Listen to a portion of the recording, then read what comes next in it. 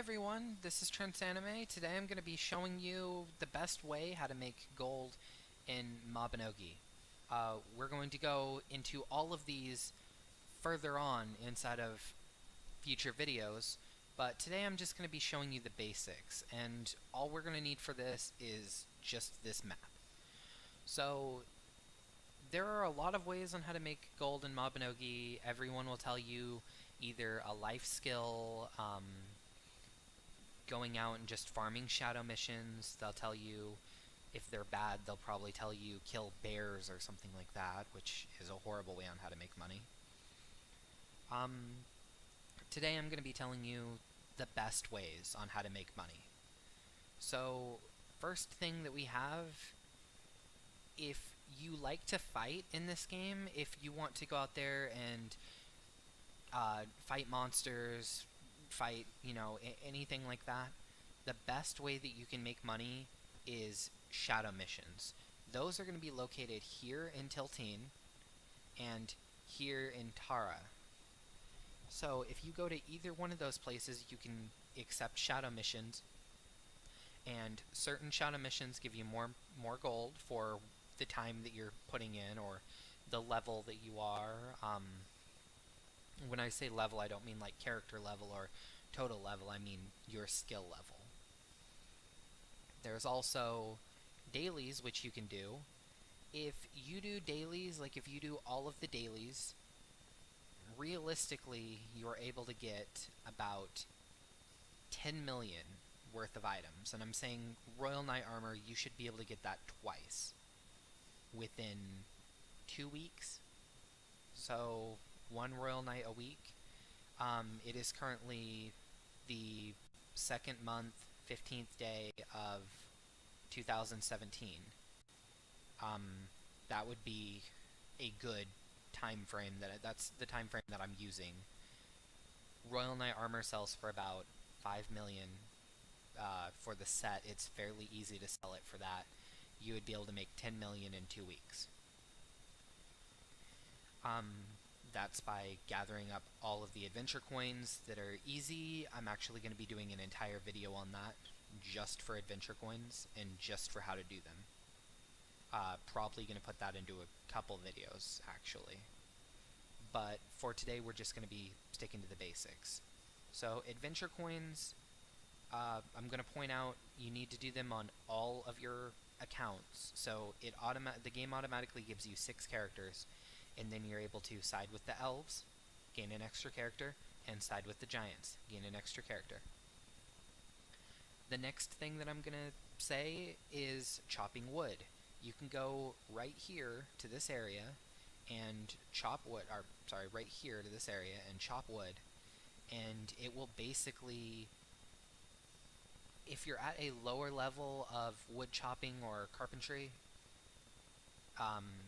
you're not going to gain a lot, but the more that you end up ranking up your skill, the more gold you're going to obtain. Fine wood ends up selling for, I think, 50k a stack right now at a fair rate. Some people sell it cheaper just to get it done faster, and some people sell it for more. Average wood sells for 10 to 20k a stack. That's fairly easy to get. I know a friend who actually sells that. They're able to get it almost every time, just by their level. It's just the amount of luck that they have. They also use their maid or butler to double pick. So that'll give you twice as much. They're able to stack up an entire bank inventory filled with wood just by themselves within an hour. That's really incredible, I think, because it gains you so much. And let's say that you're not getting fine wood or you're not getting average wood. You're able to use the same skill to make it into average wood, or to make it into fine wood or finest wood, depending on what sells. You don't want to have an entire shop with nothing but fine wood. You want to have finest, fine, average, and maybe even regular if you have enough of it. Next thing I'm going to say is fishing.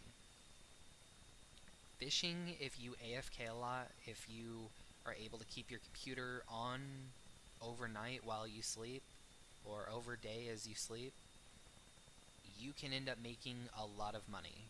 And the reason why is because if you fish inside of this area right here, Belvast, if you fish on these docks, you're able to get two items. You're able to get the striped marlin, which sells for 5k each, and you're able to get the Admiral's box. That also sells for 5k each. So you're able to get items while you're sleeping that can add up to a significant amount. Let's say that you're going to school or you're going to work. Put the fishing bait out and get what you get. I mean, you're not going to be able to play it anyways. Might as well get free gold. Sell those. They usually don't take very long to sell. I'm going to show you a quick trick with that. So basically, this is my alchemy bag. You obviously can't put fish in here. But if you were to use it for fish, you can just go like this. Make sure that the only thing that can fit inside of your bag is fish. And there you go. You have an entire line of nothing that you can get is the small things that fit in that area. Do it with all of your bags, with all of your free space. That way the only thing you're picking up is fish. The Admiral boxes, they will fit inside of your me tab. Have your me tab open. That will help you out so much. Just having your me tab will make it where each one of those Admiral boxes doesn't drop on the ground. Realistically, you're just starting out and you're looking for ways to make gold. You're not going to gain a large amount if you're, as an example, rank E. It takes me quite a long time on this character to go fishing and to actually make gold. But I'm able to get it fairly quickly if I AFK, like if I sleep. I'm fill up an entire inventory full. I'm able to put 300 bait in there, and there's 300 chances that I get a fish, and 300 chances that those fish, that the fish end up being striped marlin or the Admiral box. I'm able to get both of them. So there's a good way on how to get gold if you're AFK or sleeping. Better than doing bots and then getting banned or whatever other plans there are for AFK. They aren't very good. Another thing is while you're AFK fishing, you can also have a shop open and be selling the fish that you've already caught, or sell the wood that you've caught, or sell the other items that I'm going to explain to you how to get. Next thing is dungeons. Dungeons are a complete hit or miss. The goal of dungeons is to get the advanced passes, which can drop rare items. Some items from dungeons currently sell for, as you all know, nothing. There's things like cheese that you'll get a lot of in dungeons. But then there's also things like golden thread. Not quite sure on the price on that right now, but it was selling for about 2 million last month.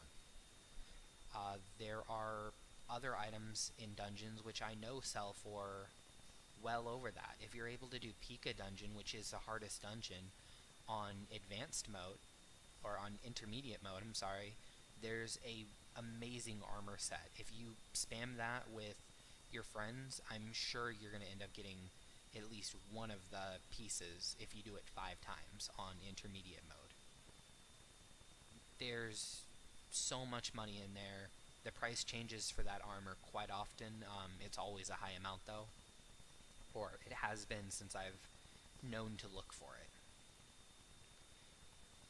So, dungeons, good thing to do. If you have an alpaca, which I would recommend getting if you're going to do dungeons, get the alpaca, shear the alpaca, you're able to collect your leather. Get as much leather as you can because there are some events and sometimes players are looking for 50 stacks of wool or 50 stacks of fine leather, so they're willing to pay 50k for each one of those stacks. You've just made so much money off of that. If you have an alpaca, you're able to hold 10 stacks instead of 1 just by that one pouch it gives you. Okay, so those are the things that you're able to do in Ulad. Oh, I was wrong about that. There's one more thing you're able to do, and that is and um, holy water and homestead seeds. So homestead seeds you use for your homestead. You can get them from dungeons or however you want. You're also able to get holy water from doing the church mission inside of Dunbarton, doing the church mission in Tyr.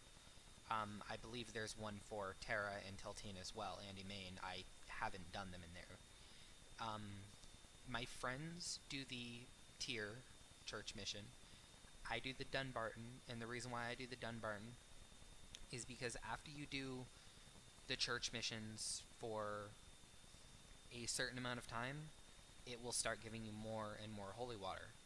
Eventually, it will end up giving you 10. There are currently 2 missions inside of Dunbarton.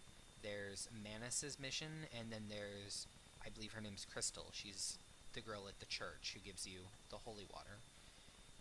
Those 2 missions will give you 20, so 2 stacks guaranteed of holy water after you level them both up. There's holy water right now sells from 30k to 40k at a reasonable price. It's 30k. I have no problem selling it at 40k though. If it takes me a day or two, it's usually worth it. So there's 80k that I just made in one game day. Didn't even take that long, just one game day to create 40k. And who knows, I can set an alarm on my cell phone or on my alarm clock while that's happening.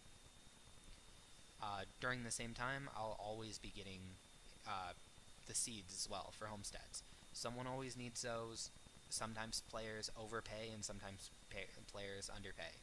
I usually don't mind giving the seeds if they're not pumpkin to players that underpay though. Just my advice, because they are harder to sell. So next thing is Belvast. There's nothing in Belvast that you can do except for rebuy items to sell again. I'll make another video on that, but for right now we are going to completely skip that. We have Iria.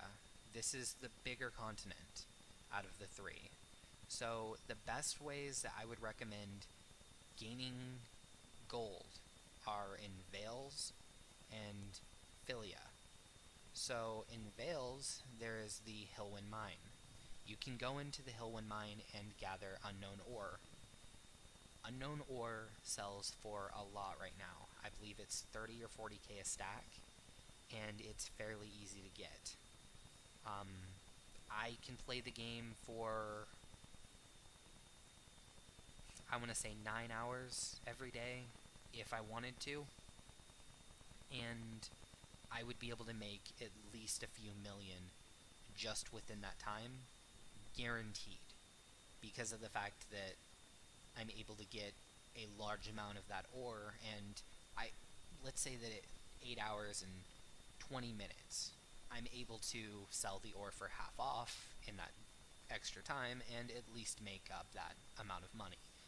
If I was given that challenge, it wouldn't be that hard. Same thing with Philia is there's the Shillian Nature Reserve. So the Nature Reserve has the same thing. It has unknown herbs, not unknown ore. Unknown herbs and unknown ore are both used in creating dyes. They're the best way on how to make money in this game, I believe.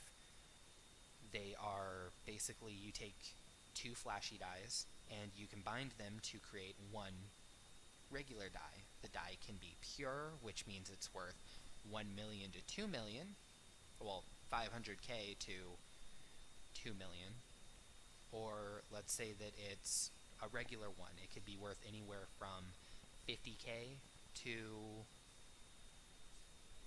2 million. It just depends on what the player wants.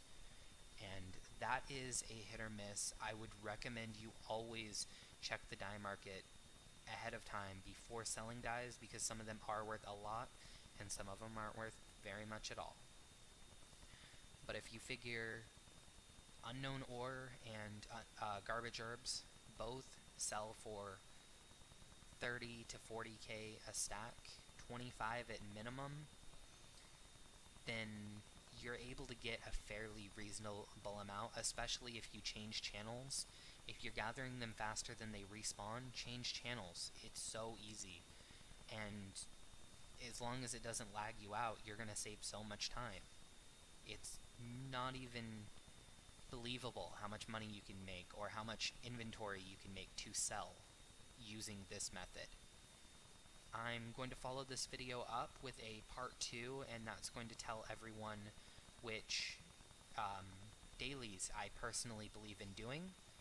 And then I'm going to make a part 3 most likely, which is going to tell everyone how to use Belvast and how to use Dunbarton shops in order to create gold. So everyone have a nice day, and tune in next time for more information. Talk to you then. Bye.